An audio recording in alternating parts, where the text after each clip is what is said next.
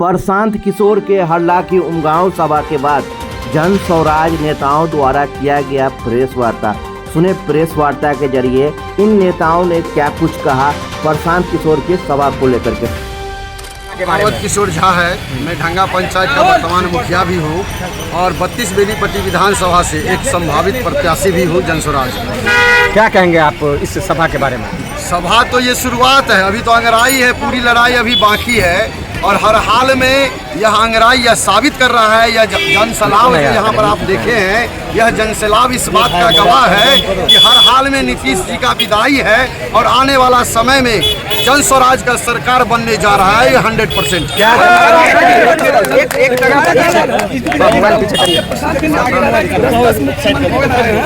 जबकि लोग ये कह रहे हैं कि प्रशांत किशोर जी जो पहले चुनावी रणनीतिकार थे उस समय में थे जब इनकी सरकार थी, जिन जिन पे आरोप लग रहा है, तो क्यों नहीं उस समय में हुआ? लोगों की जो मांग थी, गरीबी, बच्चों की शिक्षा क्यों नहीं हो पाया? प्रशांत जी जिसके साथ मतलब जुड़े, जिसका हाथ पकड़ के उसकी नैया को पार लगाने का काम किए, उन सब ने मिलकर प्रशांत किशोर का छलने का काम किया, जिस कारण प्रशांत की जो यह सपना थी कि बिहार में बदलाव होना चाहिए, बिहार में पलायन रुकना चाहिए, बिहार के बच्चों को इंटरनेशनल एजुकेशन सिस्टम मिलना चाहिए, वह कुछ भी नहीं हो पा रहा था। तो इनको अपने आप में यह महसूस हुई कि पैसा तो बहुत कमाए, प्रतिष्ठा भी कमा लिए, लेकिन जिस धरती से, जिस माटी से हम जुड़े हुए हैं, उस माटी का हम कर्ज अदा नहीं कर पा रहे हैं। इसलिए उन्होंने सबसे पहले गांव-गांव जाकर के 500 गांव से ज़्यादा गांव में घूमने का काम किया, लोगों को समझाने का काम किया और अंत में जब देखे कि सिर्फ समझाने से यह सुधार संभव नहीं है, उन्होंने पटना में 2 अक्टूबर को पूरे बिहार से जन सैलाब को मंगा करके जनता का राज स्थापित करने का काम किया, जनता के द्वारा पार्टी बनाने का काम किया और जिसका नाम भी रखा जन स्वराज, जनता का सुंदर राज, और यह राज आएगा, हर हाल में आएगा। लोगों का कहना यहाँ पे कह रहे थे कि जदयू का सीट है, यह हालांकि विधानसभा इसलिए प्रशांत जी आया क्योंकि बीजेपी का सीट नहीं है। क्या कहेंगे? ऐसा कोई भी बात नहीं है, हम लोग 243 सीटों पर लड़ रहे हैं, चाहे वो बीजेपी का हो, राजद का हो, जदयू का हो या किसी का भी हो, दांत खट्टा करके जीत करके सरकार बनाने का काम। मुखिया जी, क्या होगा? लोग जो विपक्षी पार्टियां हैं वो कह रही है कि शराबबंदी नहीं होना चाहिए। देखिए, शराबबंदी अगर है तो आप सबसे पहले देखिए कि शराबबंदी है, घर घर शराब बिक रही है, लोग 100 का चीज़ 300 में 400 में खरीदते हैं। शराबबंदी तो है नहीं, तो सरकारी कानून में सिमट करके रह गया है शराबबंदी।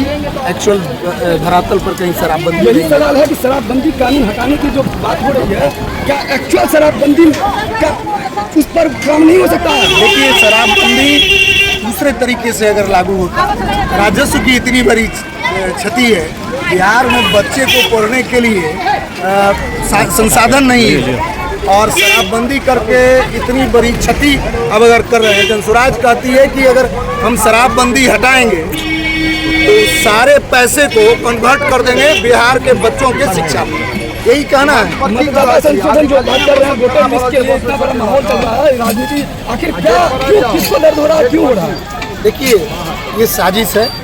बिहार के वैसे मतदाता जो एंटी पोल करते हैं सरकार के खिलाफ, उनको हटाने की साजिश है, यही बात है और क्या बात है। बड़े उद्योगपति खेमका के हत्याकांड के बारे में आप क्या कहना चाहेंगे? अरे, पटना में उद्योगपति खेमका दिन रात, अब लालू जी के जंगल राज और नीतीश जी के सुशासन का बात कितना होता है, दोनों बात बराबर है। अब तो जैसे लालू जी के शासनकाल में था, नीतीश जी के शासनकाल में अपराधी बेलगाम है। अरे, आप पटना में कहते हैं, आपके मधुबनी में दिन दहाड़े गोली मार दी जाती है, दिन दहाड़े अपराध बढ़ रहा है, भीषण संकट है यहाँ। तो क्या लगता है जनता को? भ्रष्टाचार तीनों अपने चरम पर है। क्या जनता को नया विकल्प मिल गया जन स्वराज के रूप में? क्या चीज? क्या जनता को नया विकल्प मिल गया जन स्वराज के रूप में? निश्चित। इस जो भय, भूख, भ्रष्टाचार और ये अनियमितता से भरा हुआ जो समाज हमारा हो गया है, उससे अगर मुक्ति चाहिए तो तीसरे विकल्प के रूप में जन स्वराज आई है। जनता का यह शासन व्यवस्था होगा, किसी एक आदमी से नहीं चलने वाला, ये जनता चलाएगी। अनिल जी कहाँ से चुनाव लड़ेंगे, मधुबनी या राजनगर? देखिए, अब हैं तो हम मधुबनी के प्रत्याशी, लेकिन अभी कुछ ऐसी विषम परिस्थिति है जिसमें अभी कुछ कहा नहीं जा सकता, उसमें बहुत क्राइटेरिया है, उसको फिल करेंगे। चलिए, बहुत बहुत धन्यवाद। समर्थकों के साथ पहुंचे थे अनिल जी? करीब 300-400 होंगे हमारे साथ। अभी तक नाम में संभावित लग रहा है, ये प्रत्याशी का घोषणा कब तक होगा, क्या कह रहे हैं? देखिए उसकी परीक्षा अभी चल रही है। 31 जुलाई अगस्त के फर्स्ट वीक में संभावित प्रत्याशियों की घोषणा की जाएगी।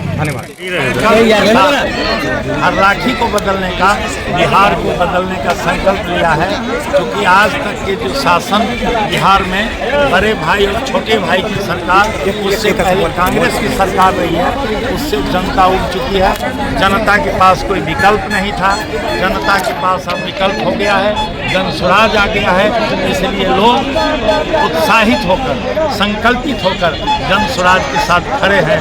और आज प्रशांत किशोर की सभा में जो ऐतिहासिक भीड़ हुई है, उसी का परिणाम है कि आज बिहार हर राखी के लोग बदलाव चाहते हैं। सर एक तरफ जहाँ यहाँ जो समस्या भी तो कई बार बता दिया ना, समस्या जनता है जो समस्या है कि बच्चे का रोजगार, मतलब पढ़ाई, बच्चे का एजुकेशन, किसानों का जो खेती और बेरोजगार, और मेन जो है यहाँ जो जितना भी कुछ हो रहा है एजुकेशन कमजोर होने के कारण भ्रष्टाचारी देख रहे हैं। जहाँ जहाँ भी जो भी कुछ काम करवाई पदाधिकारी से बगैर कुछ लिए कुछ करते नहीं, भरा हुआ है जहाँ पे भी जाए। क्या लगता है जन स्वराज के